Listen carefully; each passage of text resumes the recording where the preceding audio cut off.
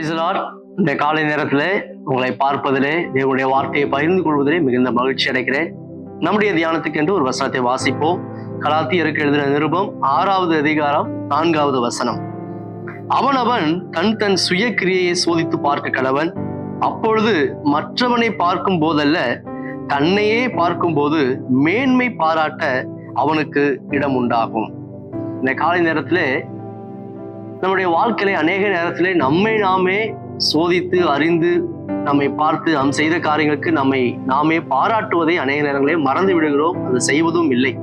ஆனால் பிறருடைய வாழ்க்கையோடு நம்முடைய வாழ்க்கையை ஒப்பிட்டு பார்த்து அதனாலே அநேக மன சோர்வுக்குள்ளாக போகிறோம். ஆனால் வேதம் சொல்கிறது ஒவ்வொருவனும் தன்னைத்தான் பார்க்க வேண்டும், சோதித்து அறிய வேண்டும், மேன்மை பாராட்ட நமக்கு இடம் உண்டாகும் என்று நமக்கு அப்போஸ்தலனாகிய பவுல் சொல்லுகிறார்.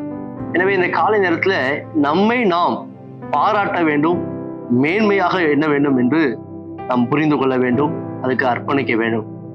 ஒரு முறை ஒரு காகம் அது நினைத்தது நான் மிகவும் அசிங்கமாக இருக்கிறேன் என்று நினைத்து கொண்டே இருந்தது. தன்னுடைய உடலிலிருந்து எப்பொழுதெல்லாம் சிறகுகள் கீழே விழுகிறதோ அதை பார்த்து மிகவும் சோர்வு அடைந்து விடும். காரணம், இந்த இறகுகள் கருப்பாக இருக்கிறது, எனவே நானும் கருப்பாக இருக்கிறேன், நான் அசிங்கமாக இருக்கிறேன், என்னை யாரும் விரும்புவார் இல்லை என்று சொல்லி வேதனையோடு இருந்து கொண்டே இருந்தது. அப்படி வேதனையோடு இருக்கும்போது ஒரு நாள் இது பறந்து போன இடத்துல கீழே அநேக மயில் இறகுகள் இருப்பதை பார்த்தது.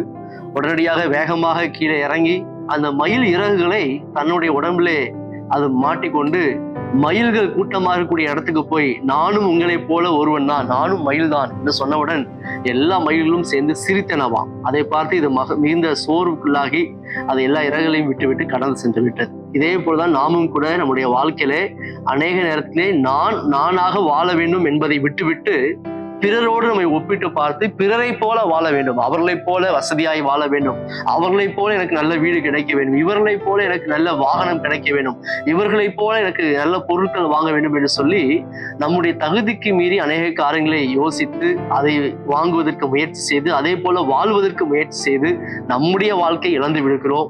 அநேக சோர்வுக்குள்ளாக நம்ம கடந்து சென்று விடுகிறோம். இல்லை, தேவன் நமக்கு மிக சிறப்பான வாழ்க்கை கொடுத்திருக்கிறார். இந்த பூமியில இருக்க உங்கள் ஒவ்வொருவரையும் சிறப்பான முறையிலே, தனித்துவமான முறையிலே உங்களை உருவாக்கி இருக்கிறார். ஒருவரும் பிறரை போல மற்ற எந்த மனுஷனை போல மாற முடியாது.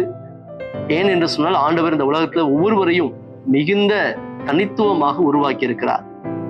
நீங்களும் இந்த காலை நேரத்திலே தேவனுடைய பார்வையிலே விசேஷமானவர்கள், தனித்துவமானவர்கள். எனவே உங்களை பிறரோடு ஒப்பிட்டு பார்க்காமல் தேவன் தந்த நல்ல வாழ்க்கைக்காக, நல்ல ஜீவனுக்காக, நல்ல சுகம் பலன் ஆரோக்கியத்துக்காக, தேவன் தந்த குடும்பத்துக்காக, வேலைக்காக, எல்லா காரியத்துக்காகவும் ஆண்டவருக்கு நன்றி செலுத்துவோம். அது மாத்திரமல்லாமல் ஒவ்வொரு நாளும் நம்முடைய வாழ்க்கை, என்னுடைய வாழ்க்கையை நானே ஆராய்ச்சி செய்து பார்க்கும்போது நிச்சயமாக மேன்மை பாராட்ட நமக்கு இடம் உண்டாகும்படி அநேக காரியங்களை கர்த்தர் நமக்கு செய்வார். எனவே இன்றைக்கு ஒரு தீர்மானம் எடுப்பாளர், பிறரோடு என்னுடைய வாழ்க்கையை கம்பேர் பண்ணாம நேற்று இருந்ததை விட என்னுடைய வாழ்க்கை இன்றைக்கு எந்த அளவுக்கு முன்னேறி இருக்கிறது என்பதை நான் எனக்கு நானே ஆராய்ச்சி செய்வேன் என்று சொல்லி தீர்மானம் எடுப்போம். அதை செயல்படுத்துவோம்.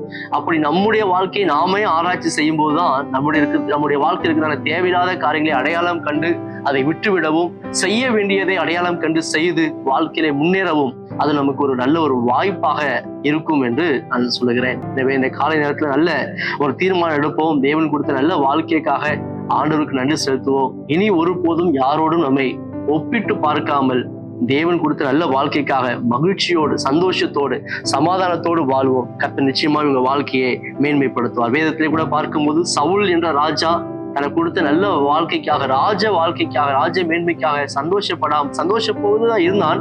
ஆனால் குறிப்பிட்ட காலம் வரும்போது தான் மகனை போல நேசித்த அந்த தாவீதை நன்றாக நேசித்துக் கொண்டிருந்த காலத்திலே எப்பொழுது கோலியாத்தை கொன்றவுடன் மக்கள் எல்லாம் சேர்ந்து சவுல் கொன்றது 1000, தாவீது கொன்றது 10,000 என்று சொல்லி ஆடினார்களோ, அதன் பின்பதாக அவன் அந்த தாவீதோடு தன்னுடைய வாழ்க்கையை ஒப்பிட்டு பார்த்து அவனுக்கு இருந்த சந்தோஷத்தை, நிம்மதியெல்லாம் இழந்து தாவீது மீது பொறாமை கொண்டான். தன்னுடைய வாழ்நாள் முழுவதும் தாவீதை துரத்துவதையும் அவனை கொலை செய்வதையுமே நோக்கமாக கொண்டு தன்னுடைய ராஜ மேன்மையும் வாழ்க்கையும் இழந்து போனான்.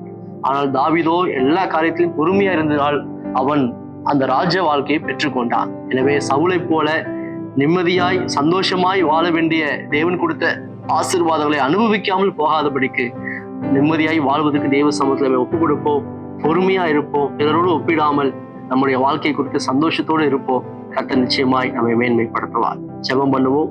நல்ல தகப்பனே, இந்த காலை வேளை உங்களோட பேசின வார்த்தைகளுக்காக நன்றி. நாங்கள் எங்களுடைய வாழ்க்கையை பிற நபர்களோடு ஒப்பிட்டு பார்க்காமல், எங்களை குறைத்து மதிப்பிடாமல், நீர் கொடுத்த வாழ்க்கைக்காக நன்றி செலுத்தி தொடர்ந்து சந்தோஷமாய் முன்னேறி செல்ல ஒவ்வொரு நாளும் எங்களை நாங்களே ஆராய்ந்து பார்த்து சரிப்படுத்த வேண்டிய காரியங்களை சரிப்படுத்தவும், செய்ய வேண்டிய காரியங்களை செய்யவும் கர்த்தர் எங்கள் ஒவ்வொருவருக்கும் நீங்க உதவி செய்ய வேண்டியா ஜெபிக்கிறோம். எல்லா குறைவுகளையும் நிறைவாய் மாற்றுகிற தேவன், இந்த காலை வேளை இந்த வார்த்தைகளை கேட்டுக்கொண்டிருக்கிற ஒவ்வொரு பிள்ளைகளுடைய வாழ்க்கையும் நிறைவாய் மாற்றுவீராக. இழந்து போன எல்லா சந்தோஷத்தையும் சமாதானத்தையும் கர்த்தர் மீண்டும் தருவீராக. இயேசுவின் நாமத்தில் ஜெபிக்கிறோம் நல்ல பிதாவே.